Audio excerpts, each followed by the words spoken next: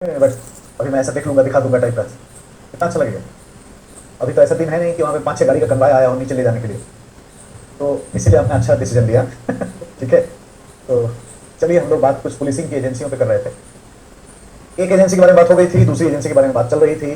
बात इतनी हुई है कि इसकी स्थापना जो हुई वो कैसे हुई, क्यों हुई, और जब से संस्था बनी तो इसके साथ जो एक संस्था है उसके साथ कुछ ओवरलैपिंग रहे, थोड़े से टसन थोड़े से हो रहे हैं मल्टीपल एजेंसियों के बीच, उसको कोऑर्डिनेट करने की जरूरत है। और एक संस्था है जिसके बारे में भविष्य में कभी सवाल आपको मिल भी सकते हैं, क्योंकि जिस तरीके की सिचुएशन है और मल्टीपल एजेंसियों के बीच झगड़े होते ही रहेंगे, करेंट वरेंट में वो रहेगा।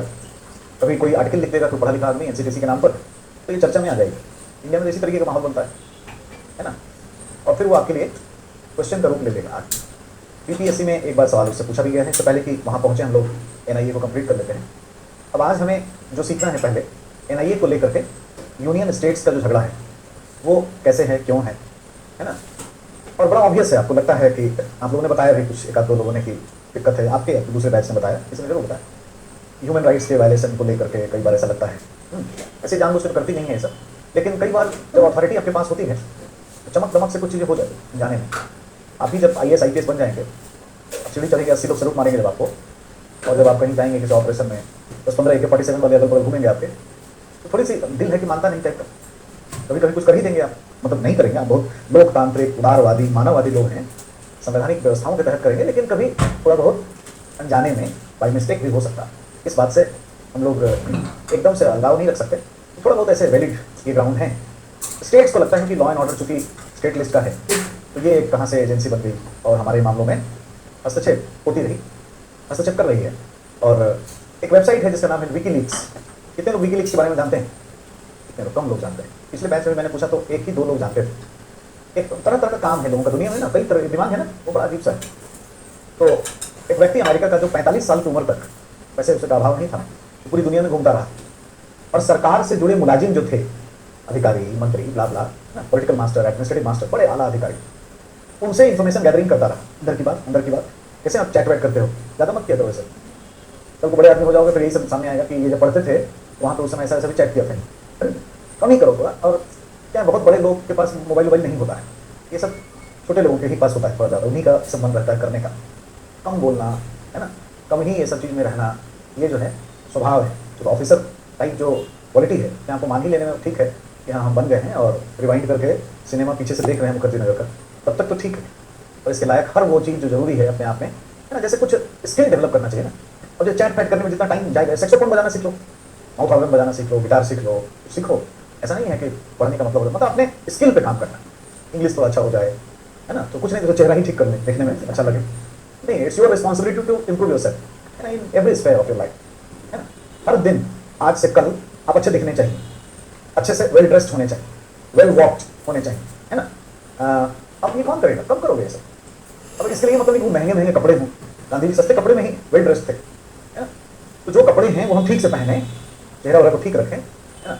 और जब मिले 3 या 4 यार तो बस वो वाली बात नहीं, और दूसरे का शिकायत ये वो करने में समय ना बर्बाद करें। अब तो बड़े लोग हैं ना, बड़े लोगों वाला आदत होना चाहिए, ये आदत नहीं होता बड़े लोगों को। मतलब चाय की दुकान पे ही नीचे आधा घंटा एनर्जी लगाया किसी के साथ डिस्कशन डिबेट में, है ना, तो नोबेल प्राइज मिल जाएगा उसमें से, मिल जाता तो अच्छा बात था। देखो आइए इसका प्रमाण पत्र आएगा कि congratulation, you have debated such a long way, such a nice way, then the government of India is providing you a certificate, you are a member of IAS। और आप छत से पूछ जाते लेके, ऐसा तो नहीं हो रहा। ऐसा डिबेट का क्या फायदा? एग्जाम में लिखने आए, इंटरव्यू में बोलने आए, उतना ही स्किल डेवलप करना है, शांत रहना है, एनर्जी ज़्यादा एग्जॉस्ट नहीं करना है, कम बोलने से एनर्जी बची रहती है, ठीक है। युद्ध के 48 नियम में किताब है, रॉबर्ट ग्रीनी की, अच्छी किताब है, कभी पढ़ सकते हैं। 48 principle of war, Mahatma Gandhi ने भी सिखाया है, सत्य अहिंसा अस्तेय अपरिग्रह ब्रह्मचर्य। तो सत्य पे टिकोगे कैसे? सत्य की विजय होगी, असत्य की हार। क्यों विजय होती है? क्योंकि सत्य पे जो रहता है ना वो कम बोलता है, ज़्यादा बोलोगे तो स्लिप ऑफ टंग हो जाए, फिर उसके बाद झूठ झूठ झूठ बोलना पड़ेगा। कम बोलोगे तो एनर्जी बची रहेगी, रियल फाइट होगा, एग्जाम में फाइट होगा, जहाँ पे जज्बा दिखाने की जरूरत है। मुखर्जी नगर में वो जज्बा नहीं रहेगा, कहीं और। यहाँ पे लोग कुछ पागल टाइप का लग रहा है, देखो ये इसके चौथा रैंक है इसी का, देखो रातों रात सेलिब्रिटी बन गए यहीं पे, है ना। ये भी पॉसिबिलिटीज़ है, तो उसके लिए हमें ये करना पड़ता है, कोई भी चीज़ आपकी सहयोग की ना करना, लाइन ऑफ कम्युनिकेशन के जैसा ही बात करना, जो भी चीज़ जो मतलब जो बात है उतनी ही बात यहाँ से X से Y में ले जाना, ये सब चीज़ें जरूरी है, इससे एनर्जी बचती है। You should be a very good listener, अच्छे सुनने वाले होने चाहिए, तो ये सब है। और स्किल को इम्प्रूव करते रहे हमेशा, कुछ बातें हैं, चलिए इसको किनारे करिए। तो ये जो नेशनल इन्वेस्टिगेशन एजेंसी है, ये एजेंसी के संदर्भ में एक लीक्स आया था, जिसको असांजे ने पब्लिश किया, उसी व्यक्ति ने जो 45 साल की उम्र तक केवल लीक्स जमा करता रहा। जैसे मान लीजिए आप एम्बेसी में तो आपसे संबंध बना लिया है ना, और कुछ चैट पैट करने लगा, केबल लीक ले लिया। अब जैसे आप किसी से कुछ मैसेज करते हो, डिलीट थोड़ी होता है। पुलिस के पास से मोबाइल हैंडसेट जाएगी तो कुछ सीक्रेट कोड्स होते हैं। सारी कंपनियां जो टेलीफोन की हैं और वो गवर्नमेंट ऑफ इंडिया से टाई अप होते, सीक्रेट कोड पुलिस के पास होती है। प्रेस करेंगे, सारा राम कहानी इसमें से निकल के आएगा ना, एक एक करके सब बाहर चला है। तो इसी तरीके से लीक्स यहाँ के नहीं, पूरी दुनिया के निकाल के क्या किसी का प्राइवेसी का ना, हाँ होता है। तो इससे क्या हुआ, इसमें दुनिया में बहुत चीज़ है जिससे बहुत चीज़ का उल्लंघन होता है। किसका? पब्लिकली बोल रहा है, पब्लिकली बोलता है। और प्राइवेसी का राइट है तो अभिव्यक्ति का भी तो राइट है। और सच उजागर करना कौन सा खराब बात है? बात यह है कि उजागर क्या किया जा रहा है, ये तो ध्यान देने लायक बात। कितने देश की सरकारें गिरा दिया विकीलीक्स ने, है ना। किस राष्ट्रपति का कैसे मोहब्बत था, किसने क्या इन्वेस्टमेंट किया, किस बैंक में कहाँ कहाँ पे फंड रखा था, कई तरह के केबल लीक्स। तो आज भी जो अमेरिका के लोग हैं ना, अमेरिका के सरकारी लोग, मतलब जो पॉलिटिशियंस हैं उनके, या बड़े ब्यूरोक्रेट्स हैं, जैसे 4-5 आदमी बड़े होते हैं वहाँ। अमेरिका का राष्ट्रपति 4-5 लोगों से घिरा रहता है। एक तो जो आप पढ़े हो कैबिनेट सेक्रेटरी, वहाँ पे कैबिनेट सेक्रेटरी नहीं बोलते, चीफ ऑफ द स्टाफ कहते हैं, chief of the staff, White House. उसको press secretary, national security adviser, है ना। ये 2-3-4 ऑफिसर जो है ना, ओवल ऑफिस है। मतलब ऐसा नहीं कि ऑफिस का मतलब ये नहीं हुआ कि एक बड़ा सा कुर्सी होगा, टेबल होगा, वहाँ पे राष्ट्रपति बैठा होगा, बाकी चेयर वगैरह रखे, ये सब होता ही नहीं। चेयर कुर्सी नहीं होता है। अमेरिका का राष्ट्रपति ऑफिस में ट्रैवल करता रहता है, चलता रहता है पैदल, पीछे पीछे लोग घूमते रहते हैं, बातचीत होती है, डिसीजन होते रहते हैं। छोटे से टेबल होते हैं, जैसे ये एक छोटा सा इतना टेबल, ओवल ऑफिस में अगर जाने का मौका मिला, यही टेबल आपको मिलेगा। और कैसे बैठा होंगे लोग उसमें, वो यहाँ बैठा होगा ऐसे करके, एक चेयर वहाँ वैसे करके लगा होगा उधर से, और आप आके वहाँ से बैठे। वो रूस वाला जमींदारी माइंडसेट नहीं है कि यहाँ से वहाँ पर जो लास्ट दिख रहा है, इतना बड़ा टेबल, राष्ट्रपति इधर बैठा और वहाँ पे, कि हम धरती हिलाते हैं और वहाँ पे एक साधारण आदमी वहाँ बैठा। अमेरिका का ऐसा सोच नहीं है ना, इस तरह का यूनाइटेड स्टेट्स है। ये तीनों चारों लोग उसके साथ घूमते रहते हैं। जिस तरह का चीज़ डील करना हो, उसमें वॉर रूम है, इंटरनेशनल अफेयर देखने के लिए, फिनेंस है, ये वो सबके लिए अलग अलग सेल्स है, वहाँ पर जाता आता रहता है।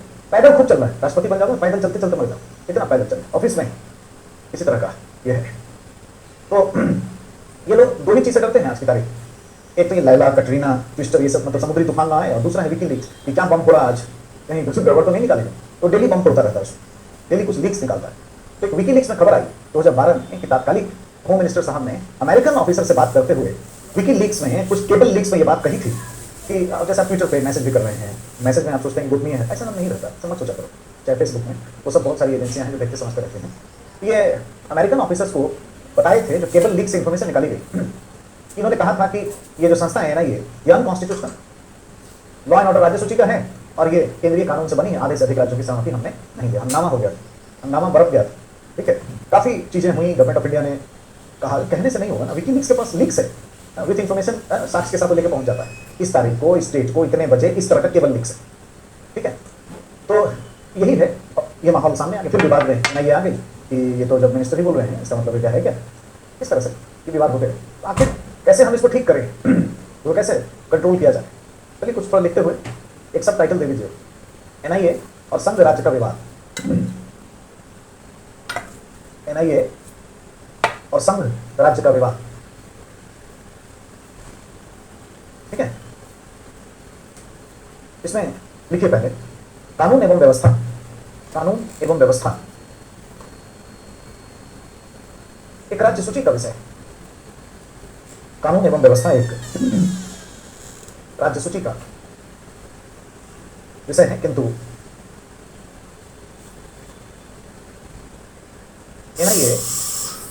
एनआईए का गठन केंद्रीय कानून से हुआ है, केंद्रीय कानून से हुआ है, और आधे से अधिक राज्यों की सहमति नहीं ली गई है, आधे से अधिक राज्यों की सहमति नहीं ली गई है,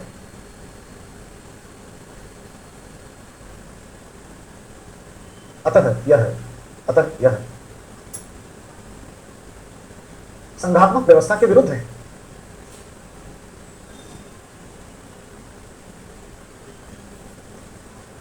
पैराग्राफ छोड़कर उपर्युक्त मुख्य तर्क के अलावा, उपर्युक्त मुख्य तर्क के अलावा एनआईए को लेकर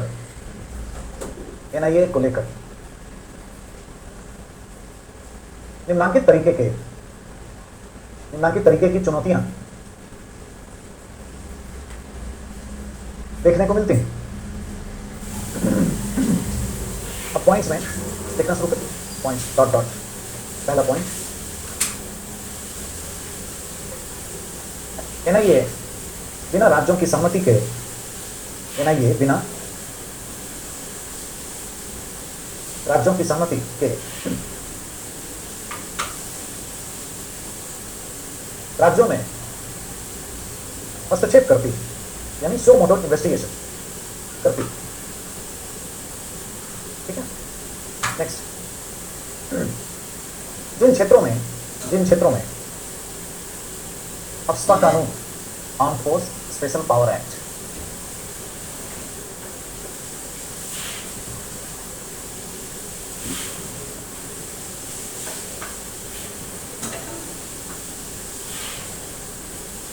arm force special power act, सैन्य बल विशेष शक्ति कानून लागू है अर्थात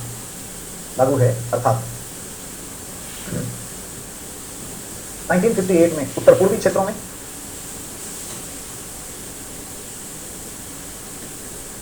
1983 में पंजाब में, 1958 में उत्तर पूर्वी क्षेत्रों में, 1983 में पंजाब में और 1990 में जम्मू कश्मीर में।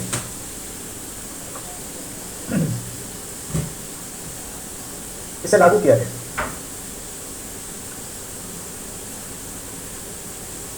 यद्यपि अब पंजाब में इसे समाप्त कर दिया गया है ना, पंजाब में इसे समाप्त कर दिया गया। जैसे जब बब्बर खालसा ये सब की प्रॉब्लम थी तब बनाई गई थी, हालांकि आज भी पंजाब पर उल्टा पंजाब हो ही गया है, लेकिन अब देखिए अगर ऐसा कुछ कांड होता है तो फिर होगा। ये जब पार्लियामेंट बनाती है, आर्टिकल 33 से 35 के बीच में है, 34 आर्टिकल से इससे रिलेटेड है, इसमें फंडामेंटल राइट्स नहीं मिलते नागरिकों को।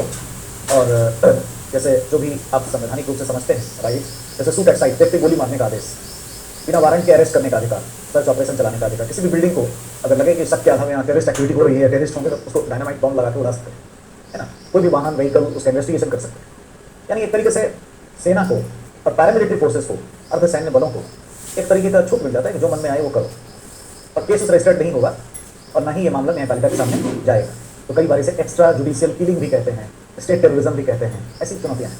जिन क्षेत्रों में अफ्स्पा कानून एक्टिवेटेड है वहाँ पे एनआईए का भी विरोध होता है, क्योंकि इसे भी एंजॉय करने का अवसर इसे मिल जाता है। हालांकि इसको क्या एंजॉय कराना है, ये अपने आप में ही यूएपीए एक्ट लेके बैठी हुई है, उसमें बहुत कुछ चीज़ शामिल है ना। तो ऐसे आरोप लगते हैं कि भाई किसी निर्दोष को भी टेररिस्ट घोषित करना है, ऐसे कुछ आरोप भी कभी कभी लगते हैं। ठीक है, बहुत सारी घटना है ना, उसका अंत नहीं है, सब विवाद होते हैं। तो अब ये है कि देखो, इन क्षेत्रों में अफ्स्पा कानून ना तो समाप्त होगा, ना करने की कोई बात है। ये आपसे पूछा जाएगा सवाल में कि क्या एनआईए को भंग कर देना चाहिए, है ना।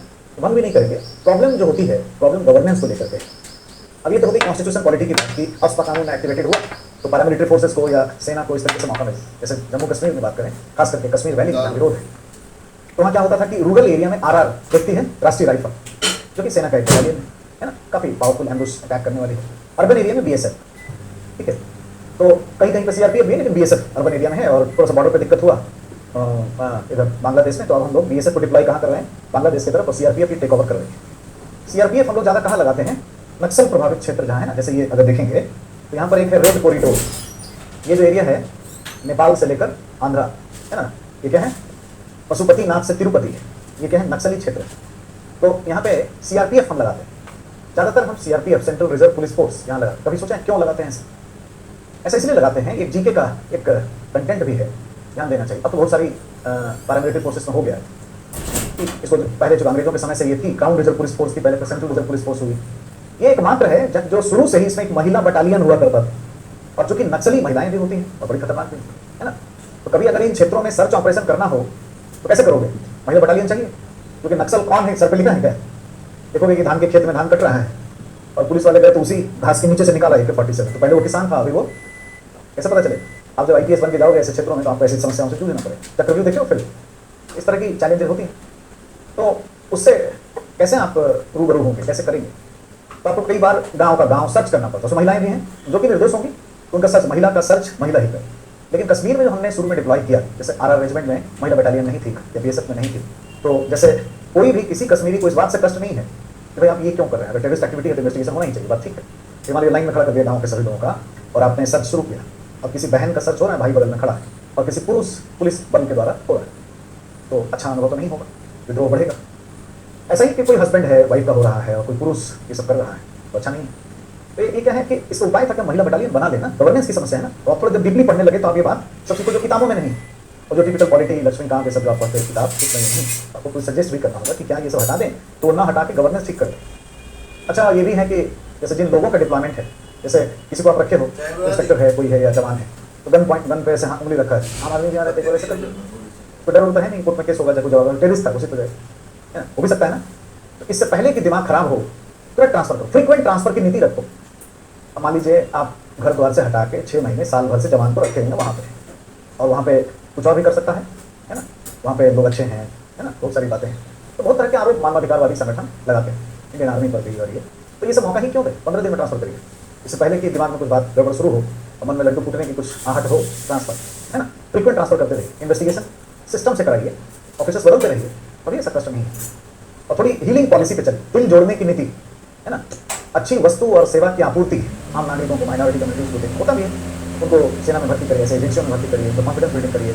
ये सब क्या गवर्नेंस की बात मैं बोल रहा हूँ, इसमें कहीं कॉन्स्टिट्यूशन नहीं है, कहीं पॉलिटी इसमें नहीं, है ना। वहाँ की महिलाओं को, लड़कियों को, उनको सेल्फ डिफेंस की ट्रेनिंग उनको दीजिए, उनको इतना कॉन्फिडेंस दे दीजिए कि हम आपके हित में यहाँ पे हैं और सभी लोग गड़बड़ नहीं हैं, कहीं कहीं पे होंगे, हम उन्हीं को सिर्फ एलिमिनेट करें, तो फिर वो विरोध बंद हो जाएगा, इस तरह के जो आरोप वो बंद हो जाएंगे। और आपको एजेंसियों को नहीं बंद करना पड़ेगा या नेशनल इंटीग्रेशन के लिए के नाम पर अफवाह को जबरन चलाने की जरूरत नहीं पड़ेगी, लोग प्यार से चलवाएंगे, जहाँ पे करिए, इधर देखिए, इधर आया, कॉपरेट करने लगेंगे। जैसे ही गवर्नेंस अच्छा करोगे ना, ठीक हो जाएगा। नक्सली क्षेत्र में नक्सल भी ये एक समझ है, क्यों ये सब करता है, तो ये डरा के रखा है कि एडमिनिस्ट्रेशन नहीं आएगा, हम ही बाबा हैं यहाँ पे, है ना, हम ही रक्षा देते हैं, हम ही सुरक्षा देते हैं, आप जाके ठीक कर दीजिए, वस्तु और सेवा की आपूर्ति कर दीजिए अच्छे से, लोगों का कॉन्फिडेंस बढ़ा दीजिए, आपको अंदर की सूचनाएं आने लगेगी, एलिमिनेट होने लगेंगे असामाजिक तत्व। ये हीलिंग पॉलिसी, दिल जोड़ने की नीति, है ना, ऐसी चीज़ों पर ध्यान देने की जरूरत है। लिखते जाइए।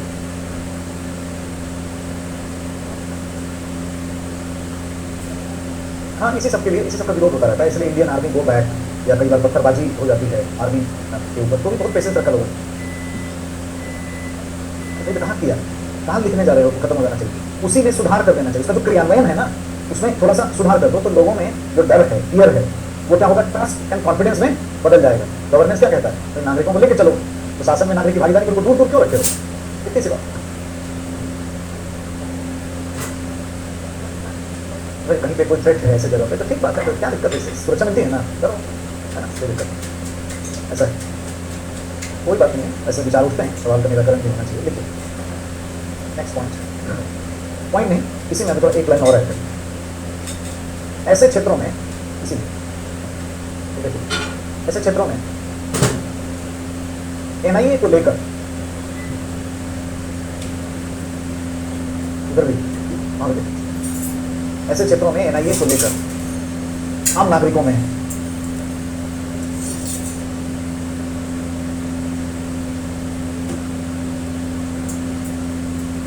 कुछ नकारात्मक भावनाएं भी देखने को मिलती हैं कि अधिक सत्ता का अभ्यास, अधिक से अधिक सत्ता का अभ्यास, अधिक से अधिक भावनाएं देखने को मिलती हैं कि अधिक से अधिक सत्ता का अभ्यास हो जाता है।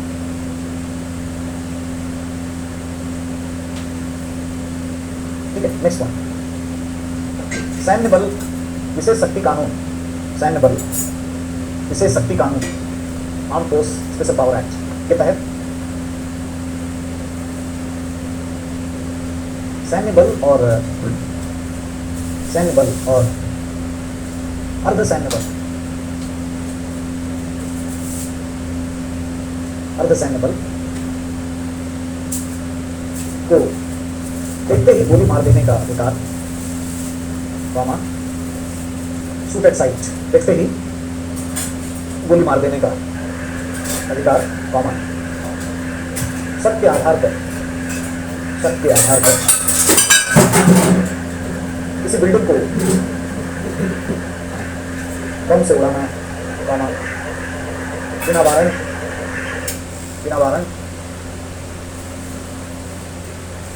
गिरफ्तार करना, बिना वारंट गिरफ्तार करना, सर्च ऑपरेशन चलाना इत्यादि कार्यों को संचालित किया जाता है, जिससे कई मानवाधिकारवादी संगठन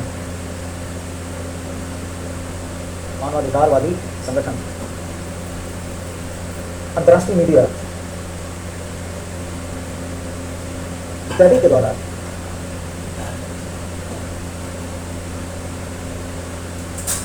मानवाधिकार उल्लंघन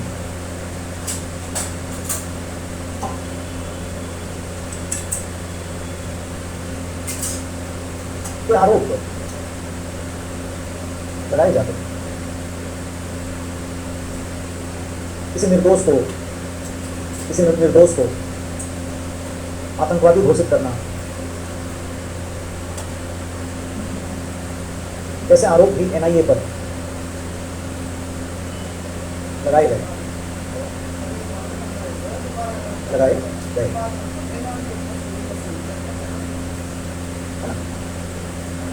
नीचे एक सब टाइटल लिखिए, क्या एनआईए को भंग कर दिया जाना चाहिए? क्या एनआईए को भंग कर दिया जाना चाहिए?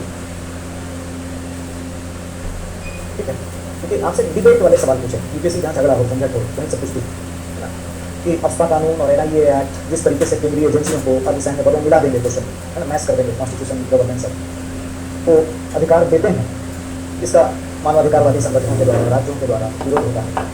तो क्या आपके विचार में इसे भंग कर दिया जाना चाहिए? क्योंकि कानून एवं व्यवस्था एक राज्य सूची का विषय है और इससे निपटने का काम राज्य एजेंसियों का है ना। तर्क वितर्क करें, ये points and some counter points. तो अभी तो आपने एक पक्ष देखा, वो विरोध क्या है, क्यों है। अब दूसरा पक्ष ये कह रहे थे कि अगर वो कानून नहीं हटा देंगे तो ऐसा हो जाएगा, वैसा हो जाएगा। तो कहाँ हटा रहे हैं? नहीं हटाना है, ना हटेगा। एक तरह की आवश्यक बुराई है, नेसेसरी इवल है। हाँ, लेकिन इसके गवर्नेंस को तो ठीक ही कर सकते हैं ना, उसमें तो सुधार कर सकते हैं। ये बात है ना, वही बात कहेंगे, वही बात समझना है। और इसी के लिए आप यहाँ क्लास में बैठे तो कुछ बारीक पॉइंट्स जो हैं उसके, वो आपके सीधे एग्जाम से जब आप एग्जाम देंगे 1 साल के बाद, उस दिन आपको समझ आएगा बात कि इसका क्या इन्फ्लुएंस है, क्या महत्व है ना। क्वेश्चन के नेचर इसी तरीके से चेंज हो गए। तो कुछ पॉइंट्स हैं, उसको लिखने से पहले पर समझते भी रहें। जैसे ठीक बात है कि कानून एवं व्यवस्था राज्य सूची का आपने पहले ही लिखा है, हंगामा मचाया है, और ये केंद्रीय एजेंसी उसी संविधान में जहाँ पे ये सब लिखा हुआ है, संघ सूची में प्रिवेंटिव डिटेंशन को दिया हुआ, निवारक नजरबंदी, उसका केंद्रीय काम करें। पुलिसिंग की सारी प्रक्रियाएं समवर्ती सूची में हैं, जिसमें कि केंद्र का ही प्रभाव रहेगा। चले, Indian penal code, criminal procedure code, कोई भी पुलिसिंग की प्रक्रियाएं, दहेज का भी हो कुछ, क्योंकि मान लीजिए यूपी की कोई लड़की ब्याह दी गई पंजाब या मध्य प्रदेश, और मध्य प्रदेश की लड़की यहाँ ब्याह दी गई, तो एक जैसा अगर कानून ना हो, यहाँ पे अलग कानून हो, दहेज के लिए अलग सिस्टम, क्रिमिनल जस्टिस सिस्टम इस राज्य में अलग हो, तो कंफ्यूज हो जाएगी, लॉ में दिक्कत होने लगेगी। उसके फैमिली वाले कुछ समझ रहे होंगे, मतलब उसके जो नेटिव फैमिली के मेंबर्स होंगे, तो न्याय नहीं मिल पाएगा, अन्याय हो जाएगा। पुलिसिंग की प्रक्रियाएं एक जैसी होनी चाहिए। तो हमने कहाँ डाला है? समवर्ती सूची में संभाल कर, मतलब संविधान बनाने वाले तो हैट्स ऑफ करने लायक, डेली सुबह शाम 3-4 बार कितना सोचे होंगे कि थोड़ा राज्यों का ऑटोनॉमी भी रहे, कि राज्य अपने हिसाब से पुलिस एडमिनिस्ट्रेशन करेगा, और प्रक्रियाओं में एकीकरण भी हो जाए। समवर्ती में है तो केंद्र के पास आई गोला बारूद, आर्म्स एंड एमिनेशंस, ये समय सूची में है, उस पर केंद्र ही काम करता है। ये सब छोड़ दीजिए, ये सब तो इधर उधर खोज के निकालने वाली बात। सीधे सीधे एक आर्टिकल है जिसका नाम है 355। आर्टिकल 355 ये कहता है कि संघ राज्यों की सुरक्षा और संरक्षा करेगा। तो कैसे करेगा? राज्य के पास पुलिस कैसा है, कल परसों हम देख चुके हैं। 1942 का राइफल लेके प्राचीन काल का, ना हेल्थ अच्छा है, ना कोई गैजेट्स है, चीज़ें आपके पास बिगड़ी हुई हैं, और कहा गया है कि it's a duty of the union to prevent and protect to the states. कैसे होगा? इसी के लिए हमने दिल्ली में भारत सरकार के पास मिनिस्टर होम अफेयर बना। हमने सिर्फ सेना नहीं बनाई है, ढेर सारे पैरामिलिट्री फोर्स हैं हमारे, एक पर एक। जैसे नेपाल भूटान बॉर्डर पर हमने एसएसबी लगा रखा है, लेकिन इतनी एम्बुश, मतलब वो भी अच्छी पुलिस होती है, उतना पावरफुल नहीं है जैसे बीएसएफ होती है। बीएसएफ और कोस्ट गार्ड, ये दोनों बड़े हमारे पावरफुल एम्बुश अटैक करने वाले पैरामिलिट्री फोर्सेस। और के एफ रुस्तम जी कमेटी ने बनाया है। कौन सी कमेटी है? के एफ रुस्तम जी आईपीएस अफसर थे ये। रुस्तम, तुम लोग भी कुछ ऐसा बनो, सिर्फ आईएएस आईपीएस तक मत रहो। ये सब पारसी भाई, मैं पारसी नहीं हूँ, मुझसे जोड़ के कोई चीज़ नहीं देखना है ना। कोई भी देख लो भाई, टाटा जबरदस्त काम है। रुस्तम जी आपके सामने, सैम मानेकशॉ से अच्छा कोई हुआ नहीं सेना में, ठीक है। बेजान दारू वाला अच्छा एस्ट्रोलॉजर है ना, नन पालखी वाला एडमिनिस्ट्रेटिव लॉ का इतना बड़ा वकील हुआ भी नहीं, ना हो भी नहीं पाया, एक पर एक लोग। उसी में आईपीएस अफसर के एफ रुस्तम बिहार का करके थे, है ना। और आप पॉलिटी में पढ़ोगे, बिहार सेंट्रल जेल केस है ना, जब जुडिशियल एक्टिविज्म, जुडिशियल रिव्यू का आएगा, यही वो व्यक्ति है जिसने 150 चिट्ठी लिखा सुप्रीम कोर्ट में, 150। भाई यहाँ पे इतनी भारी संख्या में लोगों को बिना ट्रायल के ही जेल में 18 महीने से रखा गया है, जबकि नियम क्या है, संविधान क्या है, 24 घंटे में जांच। के रुस्तम जी, कभी इंटरव्यू में कितने आईपीएस हैं आप में हाथ लग रही, आईपीएस फर्स्ट चॉइस कितने लोग, कभी आपसे पूछा जाए इंटरव्यू में कि कुछ अच्छे आईपीएस का नाम बताइए, उसमें टैग लगा देंगे किरण बेदी और केपीएस गिल छोड़कर, है ना। ये याद रखिए, इन्हीं की कमेटी थी 1972 में, हमने बीएसएफ और कोस्ट गार्ड बनाया। शांति के दिनों में जब युद्ध होगा तो सेना लड़ेगी, जब वो नहीं है और युद्ध की स्थिति नहीं है तो बॉर्डर जो मतलब मिट्टी वाला जो बॉर्डर है, खास करके बाएं दाएं वाले भाई के लिए, खास करके रखे तो पाकिस्तान के लिए ही थे, लेकिन बांग्लादेश के बॉर्डर को भी बीएसएफ है, तो हमने बीएसएफ रखा, बॉर्डर सिक्योरिटी फोर्स। और पानी का जो बाउंड्री है उसको सिक्योर करने के लिए, क्योंकि जो हमारा मेरीटाइम लॉ जो है हमारे कोस्ट से 12 नॉटिकल माइल तक हमारी सोवरेंटी है, 200 नॉटिकल माइल तक हम इकोनॉमिक रिसोर्सेज का यूटिलाइजेशन कर सकते हैं।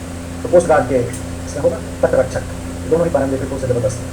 ऐसे ही हमने सीआरपीएफ को थी, हमारे पास सीआरपीएफ से कुछ लोगों को निकाल के, क्योंकि हमारे हिंदू मुस्लिम प्रोवाइड होते रहते हैं, छिड़ गए हैं, तो रैपिड एक्शन फोर्स बना के थोड़ा सा उनका नेचर चेंज होकर बदल गया। और हमारे पास आईटीबीपी है ऊपर वाले भाई के लिए, पहाड़ी क्षेत्र में लड़ाई करने के लिए, ठीक है।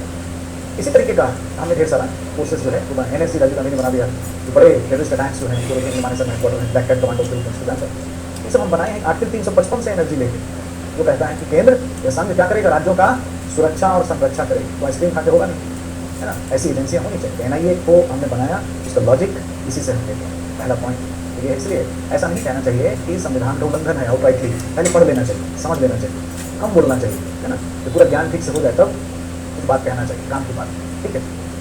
और भी बहुत सारे तर्क हैं जो इसके फेवर नहीं है, हम लिखेंगे तो पॉइंट्स समाप्त कर देना चाहिए। पहला, कानून एवं व्यवस्था भले ही राज्य सूची का विषय हो, कानून एवं व्यवस्था भले ही राज्य सूची का विषय हो, किंतु राज्य सूची का विषय हो, किंतु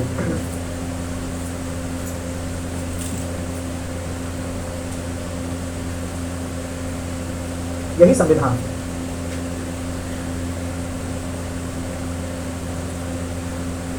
ऐसे निम्नांकित प्रावधान देता है जिससे एनआईए की स्थापना के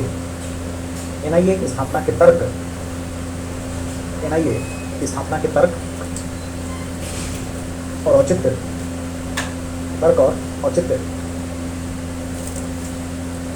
समझ आते हैं। एबीसीडी कर लीजिए इसी पॉइंट में, सब पॉइंट पहले पॉइंट में ए बी सी ऐसा। ए गोला बारूद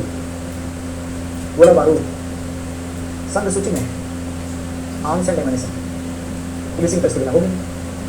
बी निवारक नजरबंदी, प्रिवेंटिव डिटेंशन, निवारक नजरबंदी संघ सूची में देखने को मिलता है। सी अनुच्छेद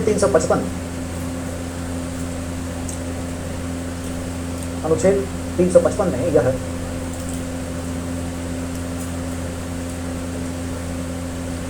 कहा गया है कि संघ का यह कर्तव्य है कि वह राज्यों की सुरक्षा व संरक्षा को सुनिश्चित करे। ठीक है, यही कर रहा है, इसीलिए एनआईए बनाया है। एक तो कॉन्स्टिट्यूशन से भी एनर्जी मिल गई। अब दूसरा पॉइंट, ये मतलब मेजर पॉइंट, पहला मेजर पॉइंट आपने देखा, उसमें ए बी सी सब पॉइंट देखा। मेजर पॉइंट नंबर 2 उसमें लिख दीजिएगा ऐसे, राज्यों में पुलिस बल की स्थिति बेहतर नहीं है। आप जानते हैं क्या है? राज्यों में पुलिस बल की स्थिति बेहतर नहीं। तीसरा,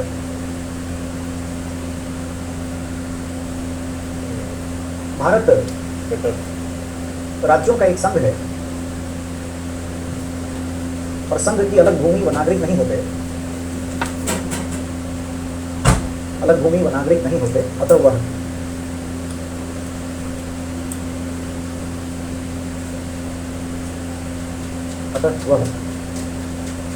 राज्यों की सहायता ही करता है।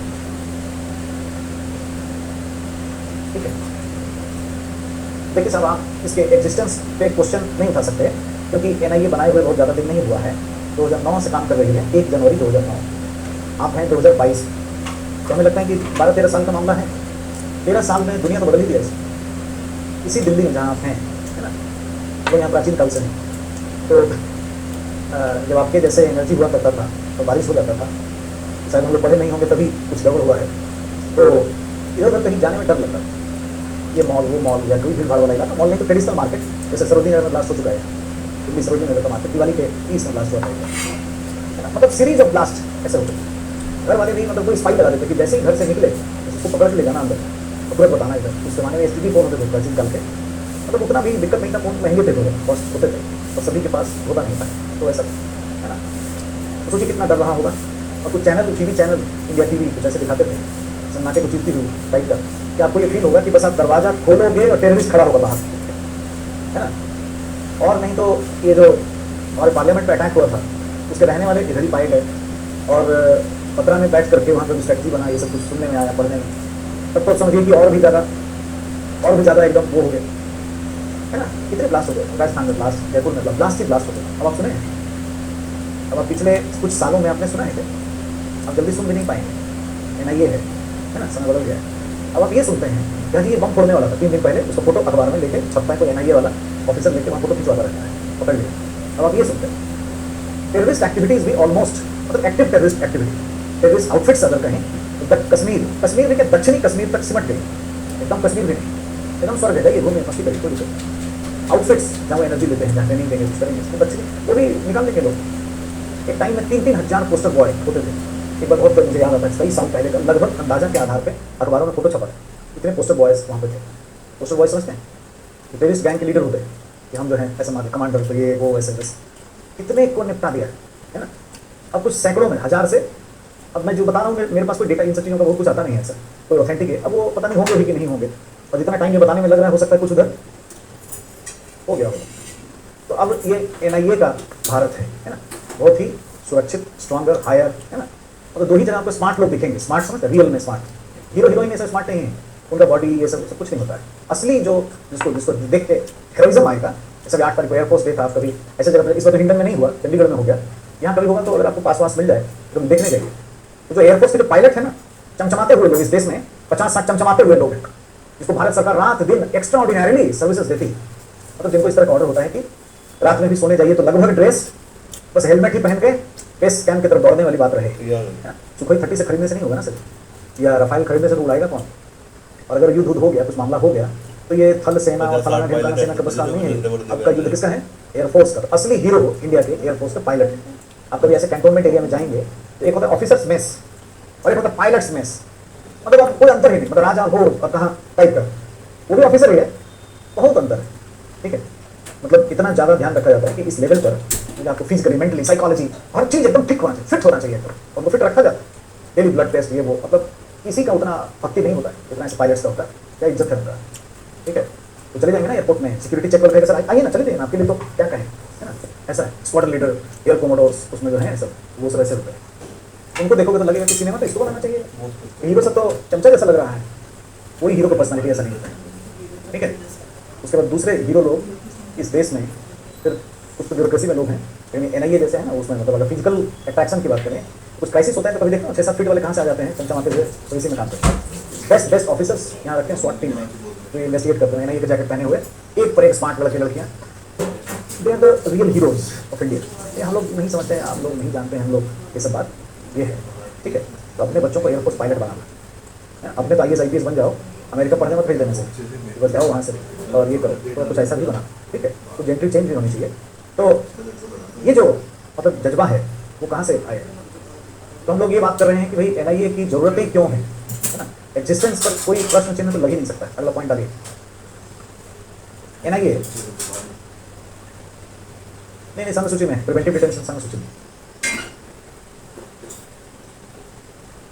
कल से क्लास हॉल नंबर 1 में चला करेगी, ठीक है। हॉल नंबर 1, अब मुझे नहीं पता ये कहाँ पे है, नीचे है, बगल वाली, ठीक है। क्या फर्क पड़ता है यहाँ या वहाँ, चलिए बात संघ सूची में है। नेक्स्ट पॉइंट लिखिए, NIA की वजह से भारत में आतंकवादी घटनाएं कम हुई हैं, बम कांड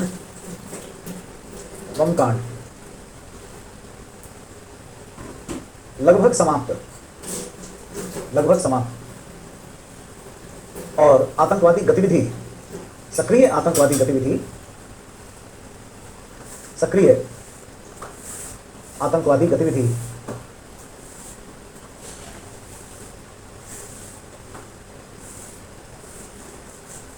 कश्मीर, विशेषकर दक्षिणी कश्मीर तक सीमित होती जा रही है।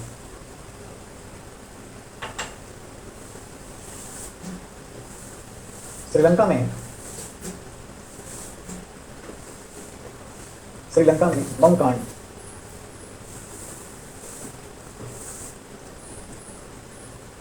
श्रीलंका में बम कांड की जांच के लिए एनआईए के प्रयासों को अंतर्राष्ट्रीय पुलिसिंग की संस्थाओं ने मान्यता प्रदान किया है।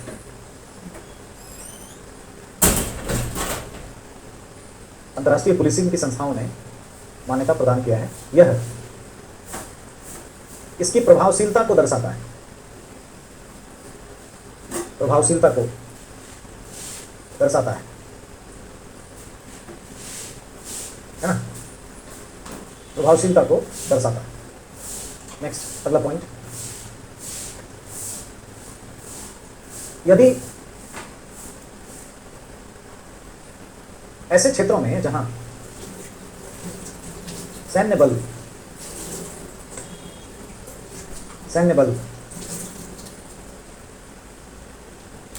विशेष शक्ति कानून लागू है, विशेष शक्ति कानून लागू है, उसमें निम्नांकित बदलाव कर दिए जाएं, निम्नांकित बदलाव कर दिए जाएं, जिस पर लगातार सरकार प्रयास कर रही है।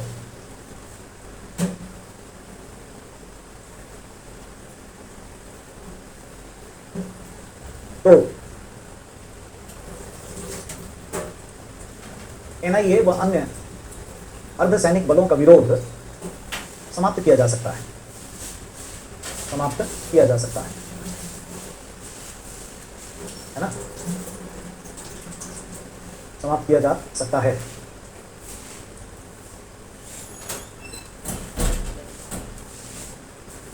उनके हिसाब से ये अभी टेररिस्ट ऑर्गेनाइजेशन घोषित नहीं किया गया है, लेकिन अनलॉफुल एक्टिविटीज में थे तो बैन किया गया। हाँ बिल्कुल बिल्कुल, इसीलिए पढ़ाया जा रहा है, ये क्वेश्चन छपेगा, आया हुआ रहेगा, है ना? और टेररिस्ट ऑर्गेनाइजेशन घोषित करने में अनलॉफुल एक्टिविटी में लिप्त संगठनों में अंतर होता है। ऐसे सिमी को बैन किया गया था, सिमी, तो अब ये हो गया। इसके साथ और भी मल्टीपल ऑर्गेनाइजेशंस को बैन किया गया है, सिर्फ इसी को नहीं। लेकिन भारत में क्या होता है कि बहुत तरह के संस्थान फिर से उभर के सामने आ जाते हैं। उस बीमारी के इलाज के लिए एक संस्था होगी, इसके बाद आएगी, उसका नाम है एनसीटीसी। उसका ये काम ही होगा कि जहाँ पर भी, उसका नाम है नेशनल काउंटर टेररिज्म सेंटर, कहीं पर भी कोई, है ना? जैसे एक होता है कि आतंकवादी घटना हुई तो हम उसका जांच की, एक होता है हम 24 घंटा जांच ही कर रहे हैं, उसके पीछे ही पड़े हुए। तो उसके लिए स्पेशलाइज्ड एजेंसी होनी चाहिए। उस पर भारत ने काम किया था, लेकिन फेडरल झगड़ों की वजह से हो नहीं पाया। उस समय भी देखें, है ना? चलिए क्या लिखे हैं, समाप्त किया जा सकता है। कुछ पॉइंट्स डालिए एबीसीडी कि नीचे क्या क्या सुधार हम लोग कर रहे हैं या किया जाना चाहिए। पहला, ए, देखते ही गोली मारने, देखते ही गोली मारने का अधिकार अंतिम विकल्प के रूप में, अंतिम विकल्प के रूप में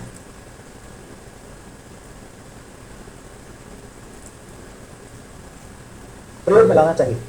it should be the last resort, है ना? पहला ये विकल्प नहीं होना चाहिए। दूसरा, पुलिस बलों की जहां तैनाती है या जांच अधिकारी की जहां तैनाती है, वहां एक लघु अवधि में, शॉर्ट स्पैन ऑफ टाइम में फ्रीक्वेंट ट्रांसफर करना चाहिए। एक लघु अवधि में स्थानांतरण होना चाहिए। ठीक है, आपसे पहले बैच में एक बच्चे ने पूछा कि सर ऐसे तो ट्रांसफर करेंगे तो जांच जो है बाधित होगा, है ना? आप देखिए यहाँ पे लोग ठीक बैठे हैं गवर्नेंस के साथ। देखिए समझना क्या है कि ये जांच सिस्टम करता है, इंडिविजुअल नहीं करता है।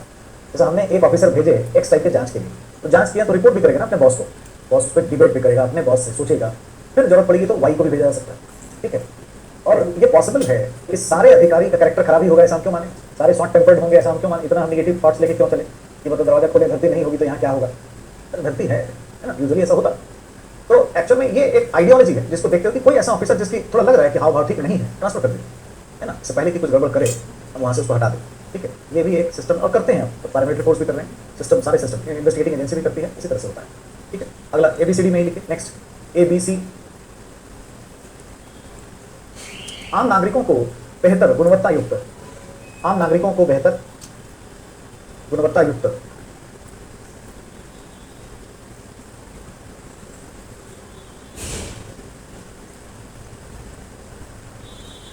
गुणवत्ता युक्त सेवाएं उपलब्ध कराकर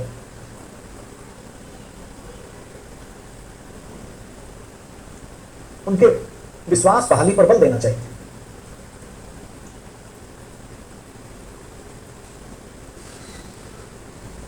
प्रशासन में उनकी भागीदारिता को बढ़ाना चाहिए।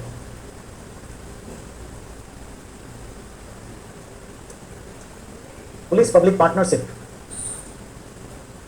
पार्टनरशिप या सामुदायिक पुलिसिंग, कम्युनिटी पुलिसिंग, सामुदायिक पुलिसिंग पर बल देना चाहिए। सामुदायिक पुलिसिंग पर बल देना चाहिए,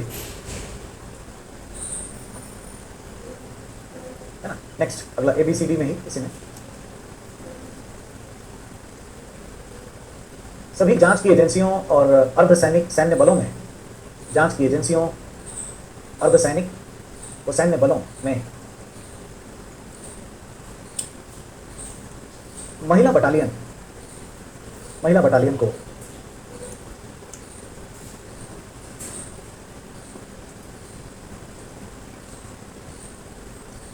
गठित किया जाना चाहिए ताकि सर्च ऑपरेशन में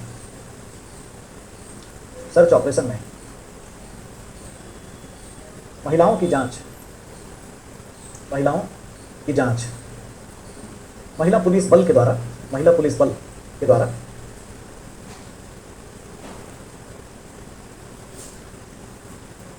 होना चाहिए,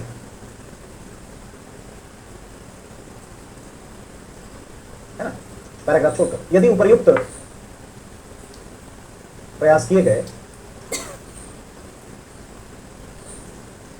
और संघ राज्य के बीच वैचारिक सहमति बनाने के लिए वैचारिक सहमति बनाने के लिए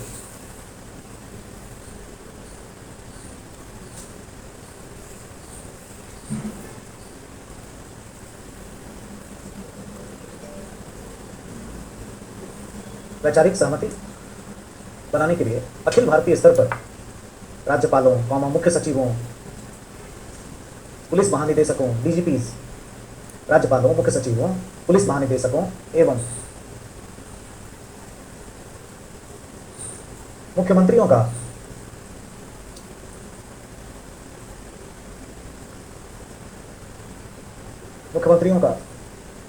सम्मेलन आयोजित करना चाहिए जिससे संघात्मक विवादों को समाप्त किया जा सकता है और NIA जैसी संस्था के औचित्य को सुनिश्चित किया जा सकता है।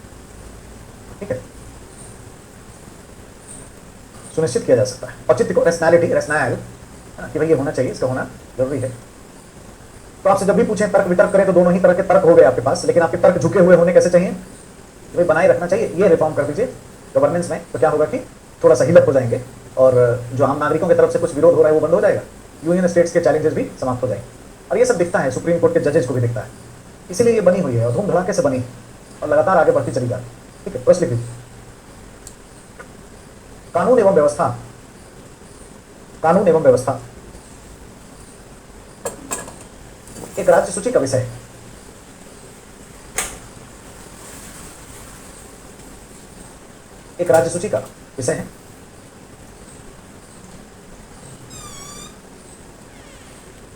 इसके बावजूद भी केंद्रीय स्तर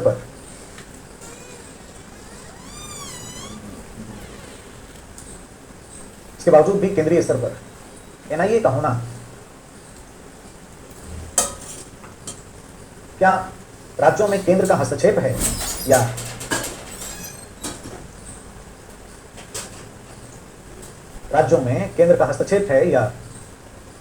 बेहतर कानून एवं व्यवस्था की स्थापना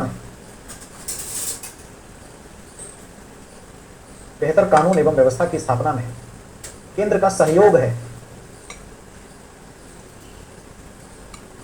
इस पर अपने तर्क और वितर्क को प्रस्तुत करें। ठीक है, अब आपको यूपीएससी के क्वेश्चन का टेस्ट आने लगा हो, इसी तरीके से सवाल पूछे जाए। अब जैसे उन्होंने कहा ना PFI, अब चूंकि ये रुकने वाली संस्था है, कल परसों नरसों कोई और मामला होगा। करंट क्या करता है, करंट मामले को लाइव बनाता है, करंट नहीं आएगा, करंट मार देगा, आएगा कंटेंट, है ना, उसमें कहीं एक लाइन रेफरेंस वो सब हो सकता है, इसकी कोई जरूरत है ना। तो ये चीज़ है। और जब बहुत पॉपुलर हो जाए तो ये भी ध्यान रखना चाहिए, क्वेश्चन अगर नहीं आया समझिए कि अनप्रेडिक्टेबल फुल फॉर्म क्या है, unpredictable public service commission, UPSC. आप गलत जानते हैं, यूनियन पब्लिक सर्विस कमीशन। वो चुप लगा जाएगी, एक साल शांत होने देगी मामले को, और तब धीरे से एक लंबा चौड़ा सा क्वेश्चन बना के इतना बड़ा एक क्वेश्चन डाल देगी, क्या बताना है ना। इसी तरीके से सवाल होते हैं। एक प्रश्न और, एनआईए के गठन के उपरांत, एनआईए के गठन के उपरांत, एनआईए के गठन के उपरांत सीबीआई एवं अन्य जांच की एजेंसियों, जांच की एजेंसियों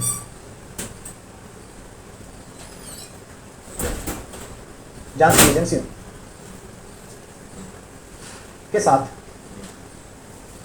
समन्वय की चुनौतियां हो रही हैं, समन्वय की चुनौतियां उत्पन्न हो रही, जिससे जिससे जांच की गुणवत्ता बाधित होती है, जिससे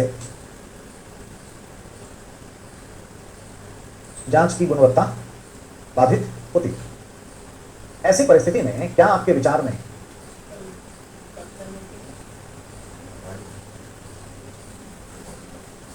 एनसीटीसी की स्थापना आज भी प्रासंगिक है?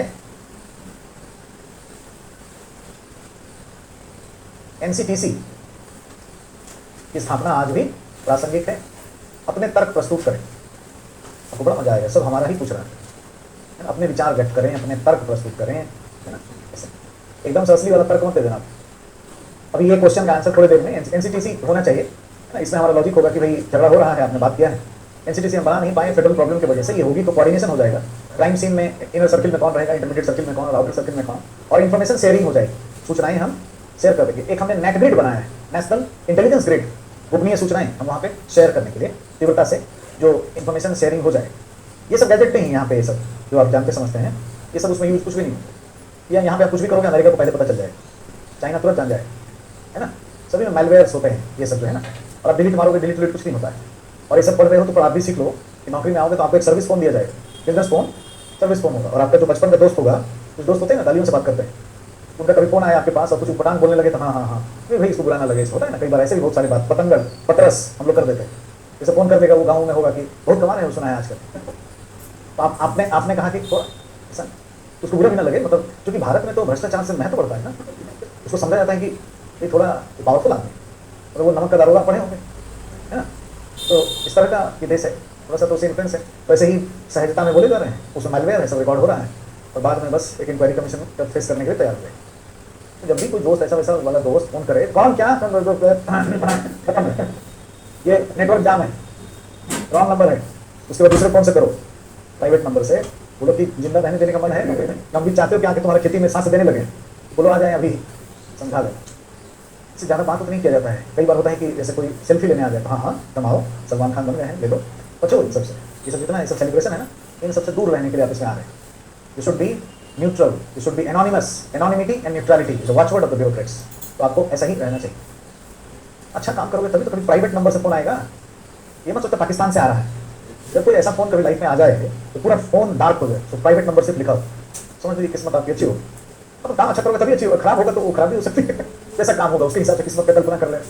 हो सकता है कि उधर से आवाज आए कि मैं प्राइम मिनिस्टर बोल रहा हूँ, आओगे क्या पीएमओ में ओएसडी बनोगे, ये हो सकता है। मान लो बाढ़ में अच्छा काम कर रहे हो, तो ऐसे जगह पे डीएम हो, आपके कोई इनिशिएटिव बहुत अच्छे हैं, प्राइम मिनिस्टर नजर पड़ गए, भले आप एसडीएम क्यों ना, या कुंभ के एसपी थे, कुंभ में 3 डीएसपी बनाए जाते, पीएम थे, आपने क्राउड मैनेजमेंट बहुत अच्छा कर लिया, बुला लेगा पीएम, कहाँ बैठे हो वहाँ पे, दिल्ली में हो, तुम्हारे जैसे लोगों का यहाँ जरूरत, तो सीधे officer on special duty in PMO, report to the prime minister only, ऐसा कोई काम आपको मिल सकता है। और यही सबके ऑफिसर, जैसे छत्तीसगढ़ में कोमल सिंह परदेसी एक IAS अधिकारी हैं, जो जूनियर बैच के हैं, सीनियर बूढ़े बूढ़े लोगों को पढ़ाते हैं, ट्रेनिंग देते हैं, Indian Institute of Public Administration, मनरेगा में इतना अच्छा काम है ना, जिनको भी prime ministerial award for the excellence in public administration मिल जाता है, उनका काम अच्छा है देख करके, तो गवर्नमेंट पसंद करती है ऐसे लोगों को। तो ये होना चाहिए। वो नंबर ना तो मतलब स्टोर नहीं होगा, जैसे ही फोन बंद सब कुछ खत्म, ना तो रिकॉर्ड होगा, फोन ही डार्क हो जाएगा, ना रिकॉर्ड होगा, ना वो फिर आपको देखिए हाँ प्रधानमंत्री जी का ये SMS कर दें, हाय सर कैसे हैं सर, प्रणाम सर, है ना, कुछ नहीं, एक ही तरह से वन वे कम्युनिकेशन। और ऐसे कुछ लोग हैं, कुछ ही लोग जिनका police verification central bureau of investigation जैसी संस्थाओं की तरफ से होगा, तो अच्छा काम करने का बहुत कदर है, ऊपर जाने का, ऊपर मतलब एकदम नहीं, उच्च पदों पर, है ना, कम ही उम्र में उच्च पदों पर जाने का रास्ता तेजी से खुलता है। यही रास्ता सब अच्छा है, बाकी सब में इस सब में कुछ है नहीं, ज़्यादा दिन रहता नहीं है, सब में ज़्यादा रहना नहीं चाहिए। ठीक है। तो साहब एक संस्था है, अब उसके बारे में बात कर लेते हैं, और वो है NCTC, national counter terrorism centre. ठीक है, पहले क्या क्यों कैसे समझ लेते हैं। ये जो संस्था है इसकी कल्पना की गई यूनाइटेड स्टेट्स ऑफ अमेरिका में। अब वहाँ पे हर अच्छा चीज़ पहले हो जाता है, तभी तो भाई महाजन है, महाजनों ये इनका सपन था पूरी दुनिया में, तो लोग नकल कर रहे हैं, हर जगह एनसीटीसी बना रहे हैं। जैसे फ्रांस में टेररिस्ट अटैक बहुत होते थे, आपने देखा होगा अक्सर, फ्रांस में 7-8 करोड़ की जनसंख्या फिर भी मैनेज नहीं कर पा रहे हैं। जैसे भीड़ में ट्रक ही चला के, खूब स्पीड में ट्रक चला के ड्राइवर कूद गए, मतलब टेररिस्ट कूद गए। अब वो चला जा रहा है ट्रक जो है ना, लोगों को कुचलते हुए, कितने लोग क्या होते हैं ऐसे, गोली मारता, गोली ले जाने का, बंदूक ले जाने का, उसको समझ नहीं आया, तो यही नया रास्ता खोल दिया। लेकिन यूनाइटेड स्टेट्स में आप कुछ नहीं सुन पाए। जिस दिन से बनी है उस दिन से कहानी खत्म हो गई। कब से बनी है? 2004 इसके इस्टेब्लिशमेंट का टाइम है। ये गठित हुई है यूनाइटेड स्टेट्स ऑफ अमेरिका, है ना। और ये जब से बनी है यूएस में एक भी टेररिस्ट अटैक, बड़े टेररिस्ट अटैक, बड़े क्या छोटे, कभी नहीं हुए। और मैं आपको कह देता हूँ, आप लिख लीजिए, कभी नहीं हो पाएगा। वो छोड़िए, अटैक करने वाला सोचेगा नहीं, जाके उस कंट्री में मार के आ जाएगी कि वो संस्था पढ़ने जा रहे हैं। इब्ताबाद की घटना आप जानते हैं, और भी कई जगह पे, मतलब अमेरिका के दुश्मन जहाँ जहाँ हैं वहाँ पे ये शूट करते हैं, वहाँ पे वहीं पे एनकाउंटर कर देगा। सोचो ये इसको पता चल जाए। अब ये ऐसा क्या करती है? तो इसकी स्थापना का विचार तब बना जब 9/11 की घटना हुई और अमेरिका का नॉर्थ टावर साउथ टावर गिरा दिया गया। और ये बात है 2001 की, क्योंकि वो संसदीय प्रणाली नहीं है इसलिए तुरंत संगठन बना नहीं पाए, टाइम लगा, 2-3 साल का समय लग गया इसको इस्टेब्लिश करने में। अमेरिका ने सोचा कि ऐसा कैसे हो गया कि हमारे जैसा, हमारे यहाँ गृह मंत्रालय, उनके यहाँ भी ऐसा है, डिपार्टमेंट है, कहा जाता है ज़्यादातर डिपार्टमेंट ऑफ इंटीरियर यानी होम ऑलरेडी है, तो वर्कलोड बहुत है। जैसे हमारे यहाँ कितना वर्कलोड है होम पे, स्टेट डिपार्टमेंट देखता है, सीपीओ सेंट्रल पुलिस फोर्स देखता है, कितनी पुलिस एजेंसी हमने बताई आपको, सीआरपीएफ, बीएसएफ, कोस्ट गार्ड, फलाना ढिमकाना, दुनिया मतलब यही आईबी है, एनआईए से जुड़ी वो तरह का काम खत्म ही नहीं होता, बड़ा मंत्रालय। तो अमेरिका तो गवर्नेंस पूरा ठीक करता है, इसका मतलब ये मैनेज नहीं कर पाए लोग, ये समझ नहीं पाए हमारे डोमेस्टिक एयरक्राफ्ट को उड़ा करके कैसे, और उसी को बॉम्ब बना के टकरा दिया, है ना। यानी हमें कुछ इस पर नया सोचना चाहिए, नया करना चाहिए। तो यूएस में एक बनाया गया department of homeland security, homeland security का डिपार्टमेंट यहाँ बना, ठीक है, मातृभूमि की सुरक्षा का विभाग। और उसमें ये एजेंसी आई। ये एजेंसी क्या करती है? और उसमें ये एजेंसी आई। ये एजेंसी क्या करती है? ये एजेंसी एक तरीके की यूनिवर्सिटी के जैसी रिसर्च करती है, शोध की संस्था। और मैं कैसे कह रहा था कि हमारे नेशनल हीरोज यहाँ पे हैं, यहाँ के भी नेशनल हीरो यहीं पे रहते हैं, है ना। अमेरिका की जितनी इलीट एजेंसी है, Delta, marshal, secret service, navy SEAL, CIA, FBI, इन सब से अधिकारियों को लेकर के यहाँ भर्ती करते हैं। ऐसा नहीं होता कि एनसीटीसी की भर्ती निकलती है कभी, डायरेक्ट कोई रिक्रूटमेंट इसमें नहीं होता। उन्हीं में से जो बेस्ट ऑफिसर्स हैं उनको ये लेते हैं। Through out the year research करती, अन्वेषण, जांच का काम करती। अलकायदा, लश्कर तोयबा, फलाना ढिमकाना जो भी है, जो भी टेररिस्ट आउटफिट्स हैं, उनके पीछे ही पड़े। वेबसाइट कभी इनका पढ़ेंगे, डरना मत कि इनका वेबसाइट पढ़ेंगे तो पकड़ लेगा आके, पढ़ सकते हो, इसी के लिए देता है दुनिया भर का इन्फॉर्मेशन, दुनिया के, सिर्फ अमेरिका के नहीं, दुनिया के जो टेररिस्ट आउटफिट्स हैं उनके बारे में सूचनाएं देता है। अलकायदा ये क्या खाता है, क्या पीता है, कहाँ से पैसा मिलता है, कैसे है, क्या है, क्यों है, क्या क्या इक्विपमेंट्स यूज करता है, ये कैसे हत्या करता है, कैसे ब्लास्ट करेगा, इसका टीएनटी में कौन सा यूज हुआ है, कहाँ कहाँ पे क्या, ये सब दुनिया भर का इन्फॉर्मेशन। ऐसा ही इन्फॉर्मेशन जो बताने लायक है, अब जो उसके टारगेट में होगा, जिसको शूट करने वाली है, उसको थोड़ी बताएगी कि हाँ ये व्यक्ति वहाँ बैठा हुआ है, हम कल मारेंगे इसको जाके, तो भाग जाएगा वहाँ से। ये काम नहीं करेगी, इसको छोड़ करके बाकी बहुत सारी इन्फॉर्मेशन उस पर होती है। यानी ये एक्टिव पुलिसिंग की संस्था नहीं है। आप उस माइंड से मत देखिए, बहुत हाई लेवल की बात हो रही है। ये पुलिस की एजेंसी होगी, हाँ चलो जी, आओ पकड़ लिया, किसी को गिरफ्तार हो जाओ, आओ बैठो, मारो पीटो, और फिर उसको ऐसे ये सब काम ही नहीं करते। व्हाइट कॉलर पुलिस है, कोई ड्रेस नहीं है, ठीक है। ये सब टैलेंटेड लोग हैं, साइंटिस्ट टाइप के इसमें ऑफिसर्स हैं, बस क्योंकि पुलिसिंग में चाहिए, मतलब फिजिकली फिट होना चाहिए, इसलिए थोड़े वहाँ से लोगों को लेकर के और यहाँ भर्ती किया जाता है। अब वो रिसर्च करते हैं, इंफॉर्मेशन शेयरिंग करते हैं जांच की एजेंसियों को, जबरदस्त तरीके से कंट्री चल रहा है। और जैसे ही मैं कहता हूँ कि मल्टीपल एजेंसी होगी तो कोऑर्डिनेशन के लिए चाहिए, कोऑर्डिनेशन कौन करेगा? इसको नॉलेज होगा कि भाई बॉम्ब ब्लास्ट में क्या क्या चीज जरूरत पड़ती है और कौन उसका माहिर खिलाड़ी है, या ऐसे अटैक होगा, कोई एयरक्राफ्ट हाईजेक हो जाएगा, तो ये कौन एजेंसी बढ़िया से देख पाएगी, तो इसको पहला नंबर इसको देंगे, ये पहले देखेगी, उसके बाद ये इसको बैकअप करेगी, उसके बाद ये होगी आउटर सर्किल में, ये वही करेगा ना, इन सब का मालिक हो। तो बड़ी बड़ी एजेंसियों की मालिक है दुनिया भर की एजेंसियां, जिसमें आप एफबीआई, सीआईए, दुनिया भर के ऑर्गेनाइजेशन हैं, इसमें से लोग यहाँ पे आते हैं। आप अगर द डार्क 030 आवर्स देखेंगे तो आपको इसका थोड़ा सा झलक मिलेगा कि किस तरह से काम करते हैं। उसमें दिखाया गया है कि ओसामा बिन लादेन 17 भाई थे, है ना, यहाँ वहाँ दूसरे देशों में फैले हुए थे, एक ही जैसा बेस बना के घूमते थे, पता नहीं चलता था कि ओसामा बिन लादेन एक्चुअल में किधर है, कौन सा। तो 2 लड़कियाँ जिन्होंने इन्वेस्टिगेट की, 14-15 सैटेलाइट इधर घुमा करके उसके घर पे, एक फ्लोर्स पे क्या हो रहा है गतिविधि, है ना, असली वाला यही है और वो यही है, और अहमदाबाद में ही है, पाकिस्तान में। इस क्लैरिटी तक पहुंची रिसर्च करते करते कि कि असली वाला क्या बिहेव करता था, कैसे चलता था, क्या खाता था, उसके पसंद क्या थे, इत्यादि इत्यादि। अच्छा, जो असली वाला है वो बैठ करके ऐसे मार धाड़ वाले फिल्में देखता था, कैसेट उसके पास होने चाहिए, तो हैंगिंग कैमरा प्लांट किया।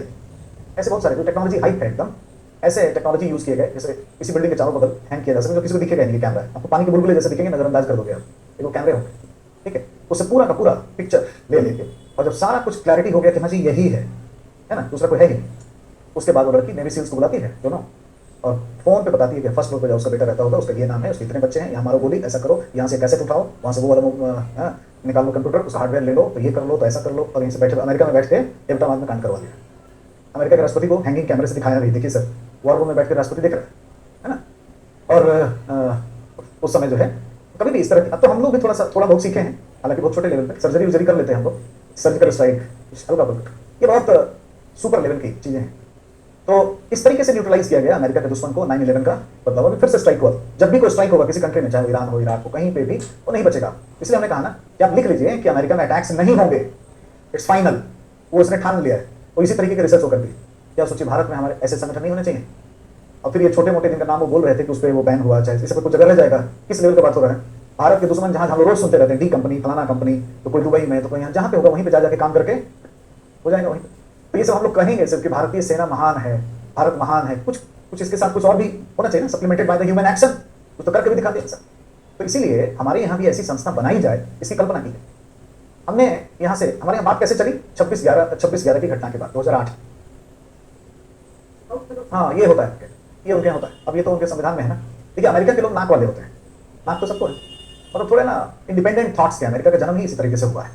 अब उनके संविधान में गन पॉलिसी की बात, ठीक है, एबॉर्शन का भी विरोध करते हैं, है ना, तो थोड़ा इंडिपेंडेंस होना नहीं चाहते, लिबर्टी, सिर्फ स्टैच्यू ऑफ लिबर्टी थे, 1 मीटर का नहीं, 93 मीटर का है, तो वो है उनके यहाँ, ये दिक्कत है। तो उनके क्राइम के नाम पे जो आप सुनते हैं वो यही सब सुनते हैं, और आप सुनते रहेंगे, क्योंकि ये दिमाग से होता है। अब तो गन पॉलिसी है, तो गन बिकते हैं, खरीद लिया, कमूल अधिकार है ना। कोई साइकोपैथ हो गया तो वो था भाई मारा था स्कूल में, कभी होटल पे चल जाता है और नीचे बैठे बैठे लोगों के सर पे गोली मार देता है, कुछ इसी तरह के क्राइम आप सुने, कोई टेररिस्ट अटैक आप नहीं सुन पाएंगे, ये दिक्कत है। तो इसके लिए तो डोमेस्टिक पॉलिटिक्स ठीक करना पड़ेगा ना उनका। जब तक फंडामेंटल राइट्स हटाओगे नहीं, इसको इस पर कंडीशन नहीं लगाओगे बहुत, तब तक गन पॉलिसी बहुत पहले से डिबेट का विषय। कितना राष्ट्रपति आया और चला गया, कोई राष्ट्रपति जिस दिन ये कह देगा ना कि हम इसको बैन करें, उस दिन राष्ट्रपति गया। लोग पसंद ही नहीं, बताओ ये गन हटा देगा तो हमारे कई जगह से चीजें हैं, तो दिक्कत है। अमेरिका इंडिया जैसे थोड़ी इतना छोटा सा, इतना बड़ा है, और ये जो सब जगह है, आपको क्या लगता है इसमें कैसे लोग रहते हैं? ये सब जो है सियरा नेवेदा, डेजर्ट है, कुछ कैनिबल्स भी हैं इधर, है ना। रॉन्ग टर्न फिल्म देखे हो, गाड़ी चलाते चलाते कहीं रॉन्ग टर्न हो गया तो पकड़ करके थोड़ा हाथ का अचार, है ना, पैर का सब्जी, धीरे धीरे धीरे धीरे वो ऐसा करते रहे। तो वो गन नहीं चाहिए तो कैसे डील करोगे यहाँ पे? सियरा नेवेदा के आसपास इधर कैनिबलिज्म का प्रैक्टिसेस बहुत है ना, तो ये है, ऐसी दिक्कतें हैं। तो वो डोमेस्टिक पॉलिटिक्स का इशू है, वो कोई सिक्योरिटी इशू नहीं है ना, इसको छोड़ दें। तो हम लोग ये बात कर रहे थे कि हमारे यहाँ की जरूरत हमने समझी, कब समझी? 26/11 के बाद, 2008 में। इत्तफाकन 2008 में ही द्वितीय प्रशासनिक सुधार आयोग का 8वां रिपोर्ट आया हुआ था, और रिपोर्ट ये कहता है कि अगर आपको आतंकवाद के विरुद्ध विद्रोह करना है, कॉम्बैटिंग टेररिज्म, लड़ना है, जड़ से सफाया करना है, तो एनसीटीसी इज रिक्वायर्ड, है ना, आपको बनाना चाहिए। द्वितीय प्रशासनिक सुधार आयोग कहते हैं। अब हमने कहा कि चलो जी बनाते हैं। हमने अपने होम मिनिस्टर साहब को भेजा अमेरिका 2012 में, और पी चिदम्बरम कमेटी यूएस गई, और वहां से इस मॉडल को देख करके कि अमेरिका में ये कैसे काम करता है, वो यहाँ पर आई और अपने एक मॉडल को प्रस्तुत किया, लागू नहीं हुआ, प्रस्तुत किया, और हम लोगों ने तय किया कि हम 15 मार्च 2012 से इसको लागू करेंगे। तब तक हमारे यहाँ बवंडर हो गया, राज्यों ने विरोध शुरू कर दिया, 13 से ज्यादा चीफ मिनिस्टर इसके विरोध में आ गए, ठीक है। तो इसीलिए इसको हम अब तक नहीं बना पाए। तो क्या मॉडल था अमेरिका का, क्या मॉडल है भारत का, क्यों विरोध हुआ, इन सब बातों को ठीक से समझने से पहले इतनी शुरुआती बातें कुछ लिखिए, फिर आगे बढ़ते। NCTC, national counter terrorism centre, एक ऐसी संस्था है, एनसीटीसी एक ऐसी संस्था है जो आतंकवादी घटनाओं को रोकने के लिए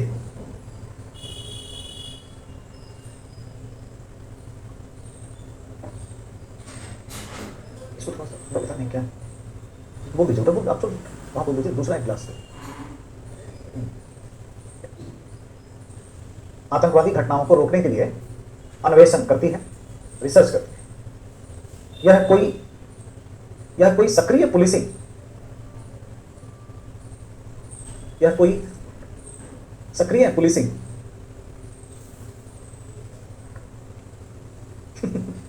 एक व्यक्ति लिखे हैं कि क्या सभी सरकारी फोन रिकॉर्ड होते हैं? मैं पोस्ट मास्टर हूं, मुझे कहीं सरकार, मुझे सरकारी फोन मिला है, मैं अपनी प्रेमिका से उसी फोन से बात कर रहा हूं। तो अब से मत करो, ठीक है? एक दूसरा सिम कार्ड रख लो, हो गया। ये खुद से पूछ सकते। दूसरा क्या क्या लिखे हो? या कोई सक्रिय पुलिसिंग से संबंधित, सक्रिय पुलिसिंग से संबंधित ऐसा क्वेश्चन भेजोगे तो मैं घूमना शुरू करूंगा और हैंडराइटिंग मिला। सक्रिय पुलिसिंग से संबंधित संस्था नहीं है जो,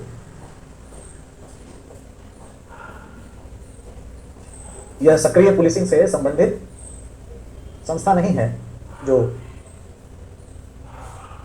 प्रत्यक्ष रूप से गिरफ्तारी की कार्यवाही करती, प्रत्यक्ष रूप से गिरफ्तारी की कार्यवाही करती है। इसका मुख्य कार्य शोध और अन्वेषण का है,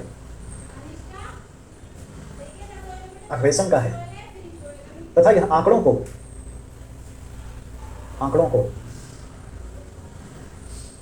विभिन्न जांच एजेंसियों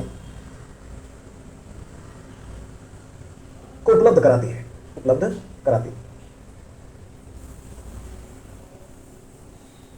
है ना? अमेरिका में 9/11 की घटना के उपरांत,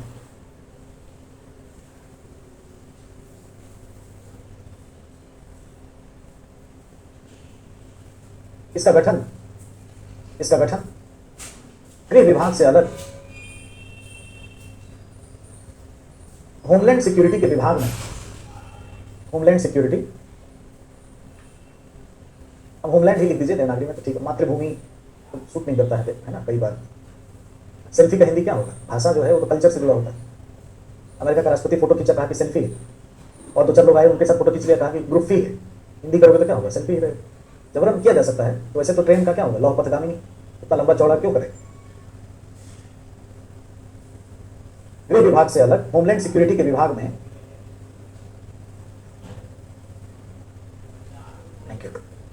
इसका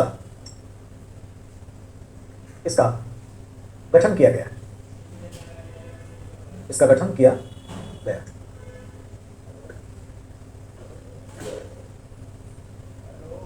भारत में, पैराग्राफ छोड़कर, भारत में 26/11 की घटना के उपरांत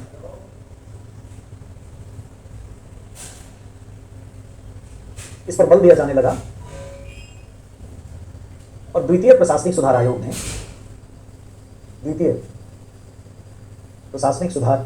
ने अपने 8वें प्रतिवेदन में भ्रष्टाचार, आतंकवाद के विरुद्ध, 8वें प्रतिवेदन में आतंकवाद के विरुद्ध लड़ाई के लिए एनसीटीसी को अनिवार्य माना। इसे लागू करने के लिए पी चिदम्बरम समिति ने, पी चिदम्बरम होम मिनिस्टर थे उस समय, इसे लागू करने के लिए पी चिदम्बरम समिति ने 2012 में एक कार्य योजना को प्रस्तुत किया। 2012 में एक कार्य योजना को प्रस्तुत किया, किंतु कई राज्यों के मुख्यमंत्रियों के विरोध की वजह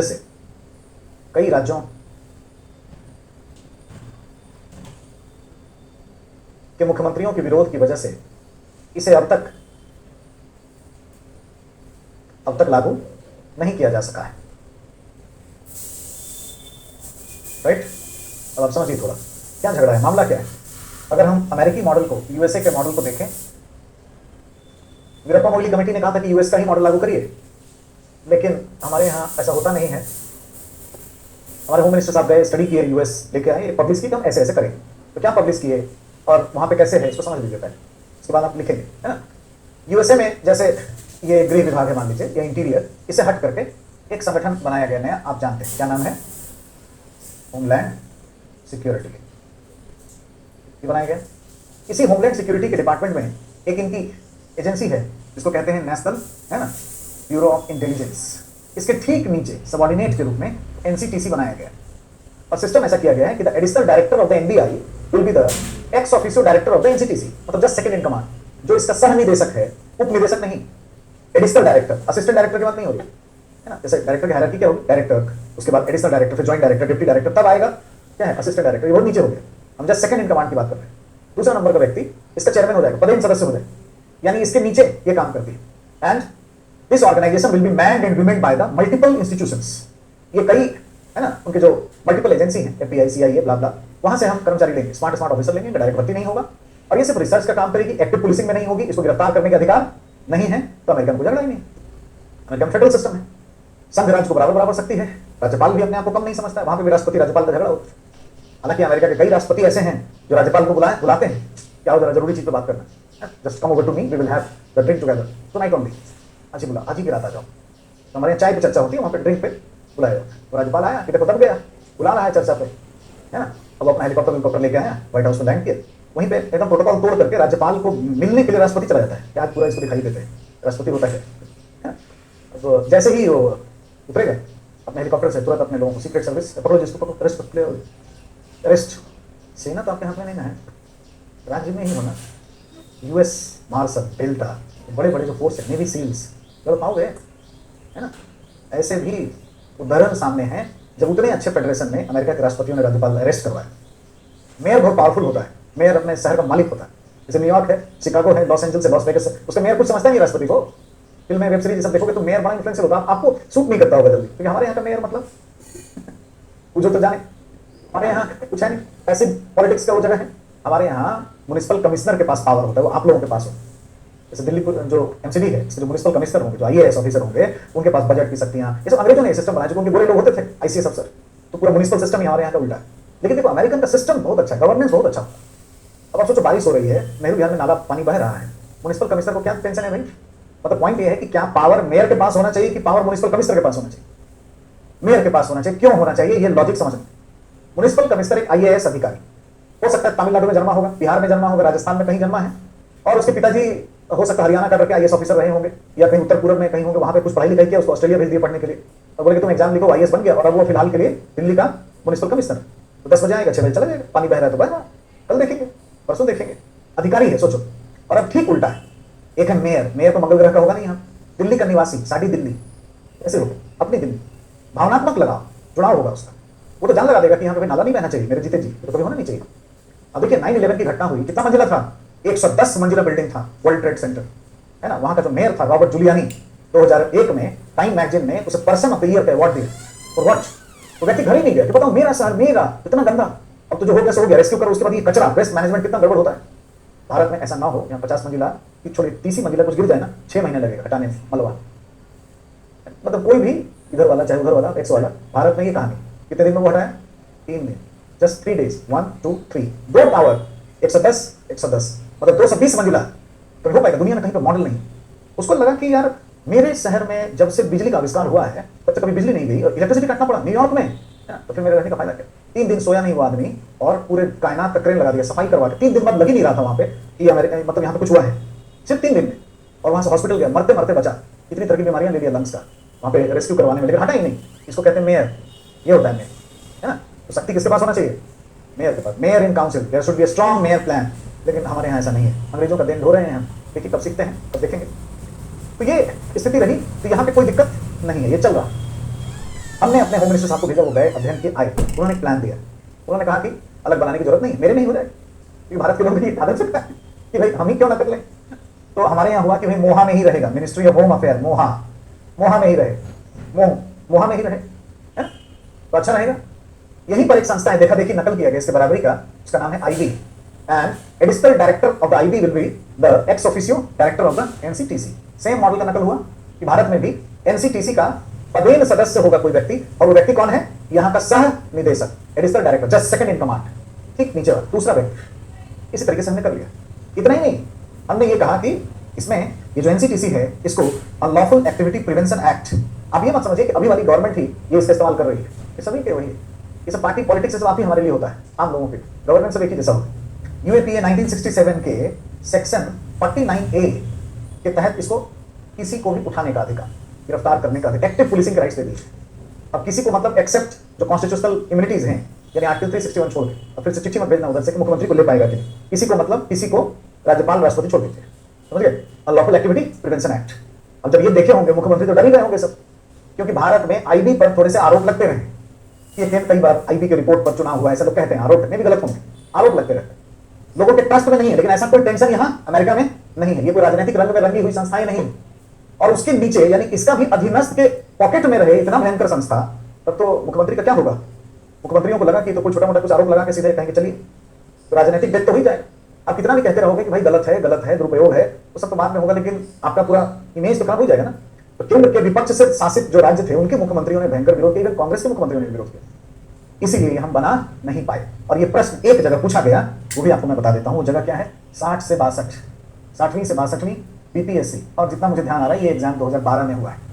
कितने लोग यहाँ के हैं? अब बताइए, अगर आप बीपीएससी देखे हैं, क्वेश्चन बैंक देखेंगे तो 2012 की 60वीं से 62वीं अगर आप खोलेंगे तो उसके पॉलिटी सेक्शन में जाएंगे तो पहला क्वेश्चन, पॉलिटी का पहला ही क्वेश्चन क्या है? एनसीटीसी पर आया। अभी सिविल सर्विसेज के एग्जाम में तो ये पूछा नहीं है, लेकिन जिस तरह की घटनाएं घट रही हैं इसका रेलेवेंस आज भी बना हुआ। मल्टीपल एजेंसी है, झगड़ा हो रहा है, कितने दिन बचोगे? अब देखिए, झगड़ा हमने जबरन लिया ना, कुछ झगड़े का जरूरत था। सेक्रेटरी आरसी कह रहे थे ऐसा मॉडल लो, ये वाला लो, ये वाला कपड़ा खरीदो, हमने ऐसा वाला लिया ना, वो नहीं। तो आयोग बनाए क्यों थे? ये कितना ड्युअलिज्म है। तो मतलब हमारे जो देखने दिखाने वाले दांत और करने वाले दांत वो अलग अलग। 2-2 हजार करोड़ आयोग खर्च करते हैं, रिसर्च करते हैं, वो बात कहते हैं तो सुनना चाहिए, तो समझ के गवर्नेंस के लिए बताएंगे। अगर हम कुछ ऐसा करें, क्या हो सकता है भारत में रिफॉर्म, कि हम एक अलग मिनिस्ट्री बना लें इससे हटके, जिसमें आईबी ना रहे, वो झगड़ा नहीं है। ये एक्टिव पुलिस हटा दीजिए, ये हटा दीजिए, इसकी क्या जरूरत है? तो रिसर्च करने की संस्था है, बाकी तो अरेस्ट कर ही रहे हैं लोग, सबको अरेस्ट करने गोली ही मारना जरूरी है सबको। पुलिस का मतलब एकदम ऐसे ही थोड़ी होता। तो कोई झगड़ा ही नहीं होगा, कोई मुख्यमंत्री नहीं। कौन चाहेगा भारत में भाई कि अगर आतंकवादी घटनाओं को रोकने के लिए रिसर्च करने वाली स्पेशलाइज संस्था हो जाए, जिसके पास एकदम इन्फॉर्मेशन हो, पक्का इन्फॉर्मेशन, और बाकी एजेंसियों को दे दे तो तुरंत कार्रवाई हो जाए। कितना अच्छा होगा। दूसरे देश में जाके हम कार्रवाई कर सकते हैं। इस्लामाबाद में जब अमेरिका जाके किया, हम तो नहीं कर सकते, ठीक है? तो कोई ऐसी प्रॉब्लम नहीं थी, लेकिन हमने प्रॉब्लम क्रिएट कर ली। तो सिर्फ सेकंड एआरसी के रिकमेंडेशंस को लागू करने की सिफारिश करनी है, उसको लागू कर दिया जाए, विवाद बंद हो जाएगा और बहुत सारी समस्या दूर हो जाएगी, इसकी क्वालिटी बढ़ जाएगी। देखिए, भारत में इसको लेकर के क्या समस्या है? अभी देखिए, मैंने बता ही दिया, तब तक मेरे पास पत्र आ गया कि सब राज्यों के मुख्यमंत्री के विरोध का कारण क्या था। थोड़ा धैर्य रख के सुन लेते हैं भाई, सब बात ये सब बेकार तुम लोग देते हो। हमारे क्लास में सब प्रेम पत्र की जरूरत ही नहीं, सब कहानी खत्म हो जाता है ना। चलो, क्या है विरोध का? भारत में इसको लेकर या एनसीटीसी को लेकर क्या चुनौतियां, क्या समस्या? पॉइंट्स में लिखिए। Number 1, dot dot. भारत में पी चिदम्बरम समिति ने इसका जो मॉडल प्रस्तुत किया, उसको लेकर मॉडल प्रस्तुत किया, उसको लेकर संघात्मक विवाद देखने को मिलता है। दूसरा, भारत में एनसीटीसी को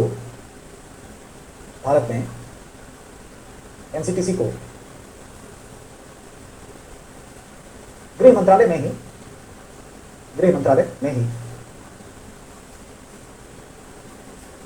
आईबी के अधीन संस्था के रूप में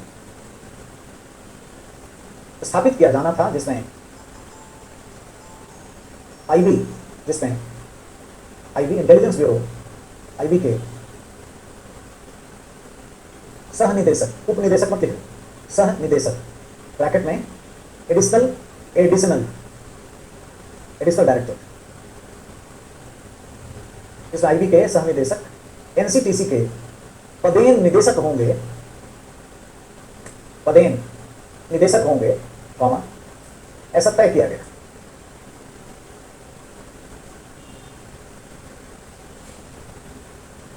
नेक्स्ट, भारत में आईबी को लेकर उतना विश्वास दिखाई नहीं देता है। आईबी को लेकर उतना विश्वास दिखाई नहीं देता है।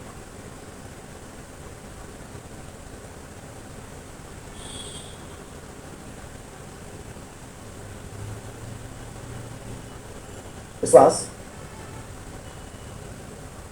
देखने को नहीं मिलता है, और इस पर आरोप लगते रहे हैं कि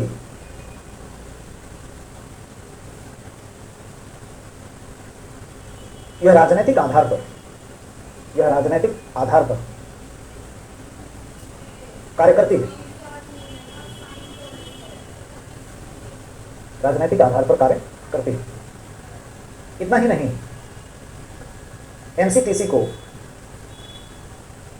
सक्रिय पुलिसिंग के अधिकार देकर, सक्रिय पुलिसिंग के अधिकार देकर यूएपीए कानून, unlawful activity prevention act, UAPA कानून, गैर कानूनी गतिविधि प्रतिरोधक कानून 1967 के तहत किसी भी पदधारी को गिरफ्तार करने का अधिकार, गिरफ्तार करने का अधिकार दे दिया गया।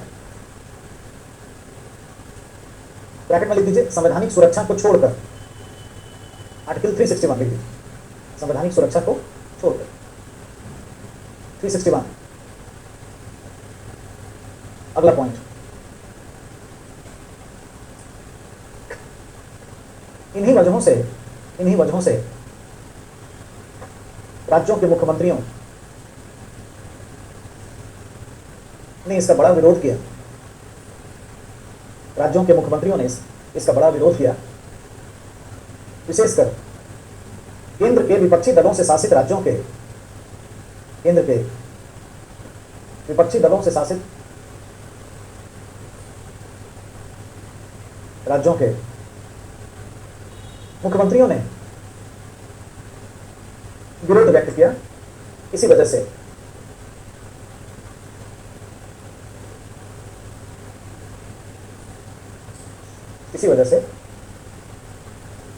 एनसीटीसी की स्थापना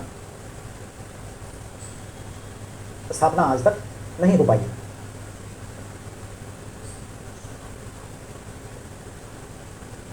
ठीक है, नीचे एक सब टाइटल, क्या आज भी एनसीटीसी प्रासंगिक है? क्या आज भी एनसीटीसी प्रासंगिक है? इसमें पॉइंट्स में रखिए। पहला, भारत आज भी आतंकवादी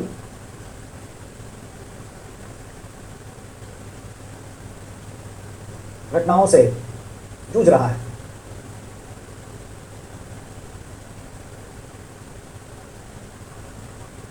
ना, जूझ रहा है, और यदि कोई विशेषज्ञता युक्त संस्थान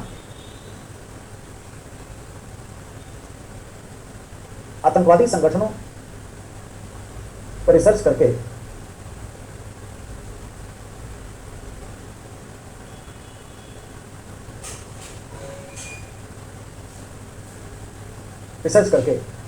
जांच की एजेंसियों को, जांच की एजेंसियों को आंकड़े उपलब्ध कराए तो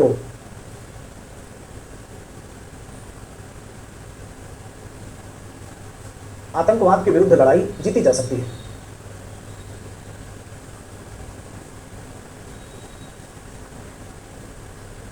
नेक्स्ट, एनआईए के गठन के उपरांत, एनआईए के गठन के उपरांत बहुल एजेंसियों के बीच उत्पन्न होने वाले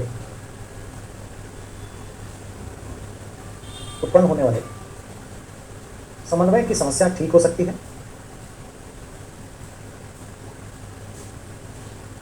समन्वय की समस्या ठीक हो सकती है। नेक्स्ट,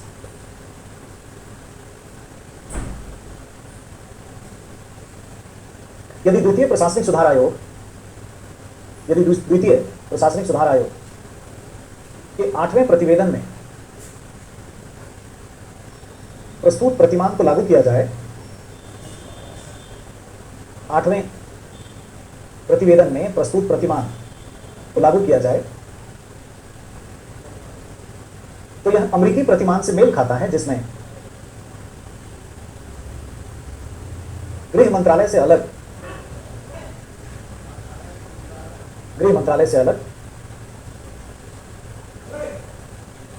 एनसीटीसी की स्थापना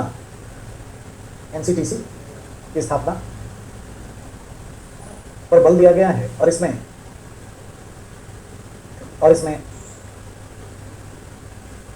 इसमें गिरफ्तारी करने जैसे सक्रिय पुलिसिंग के अधिकार नहीं दिए गए।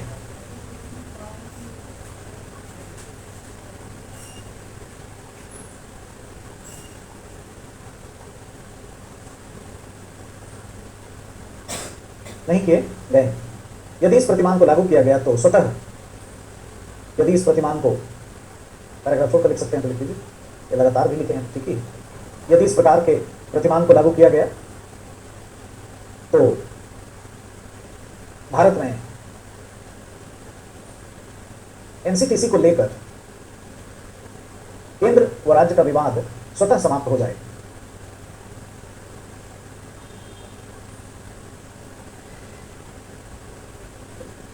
है ना, ये सारे पॉइंट्स हैं।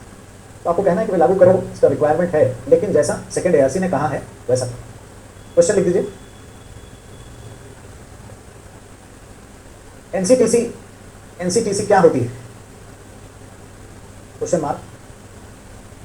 क्या आपके विचार में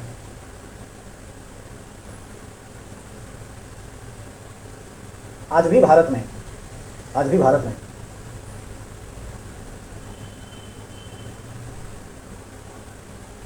यह प्रासंगिक है? बढ़ते आतंकवादी घटनाओं को ध्यान में रखते हुए अपने तर्क प्रस्तुत करें। ठीक है, ठीक है। मे भी ये क्वेश्चन थर्ड पेपर में आ जाए। गवर्नेंस की बहुत सी चीजें ऐसी होंगी जो इंटरनल सिक्योरिटी में आ जाएगी, है ना। ये इंटरनल सिक्योरिटी में आ सकता है ना।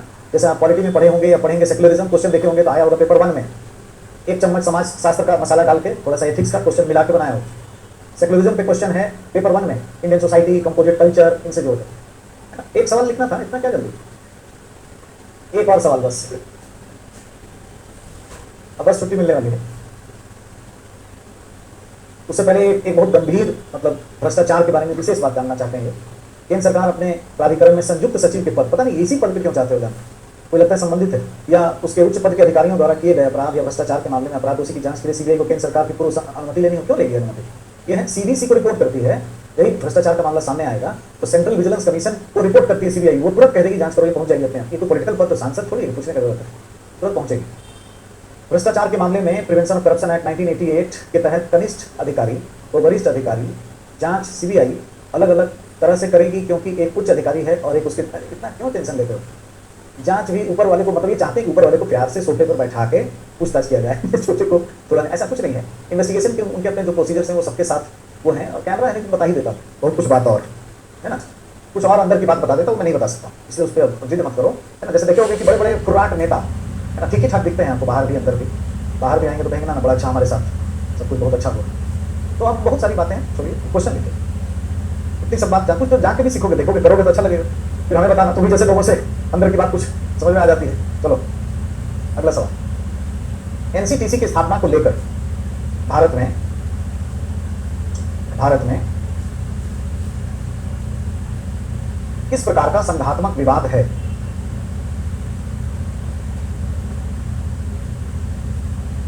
इसे दूर करने के लिए अपना एक परियोजना प्रतिवेदन, है ना, अपना एक परियोजना प्रतिवेदन, प्रोजेक्ट रिपोर्ट या मॉडल परियोजना प्रतिवेदन या ब्लूप्रिंट प्रस्तुत करें। बताओ, समझिए सुधार के आयोग है, क्या करें? एकदम अपना वाला मत बता दीजिए, अभी जो सीखे हैं यही सब बता। सेकेंड एआरसी के मॉडल को एक कंपैरिजन करके दिखा दीजिए कि वहाँ कैसा है, ऐसे हमको करना चाहिए।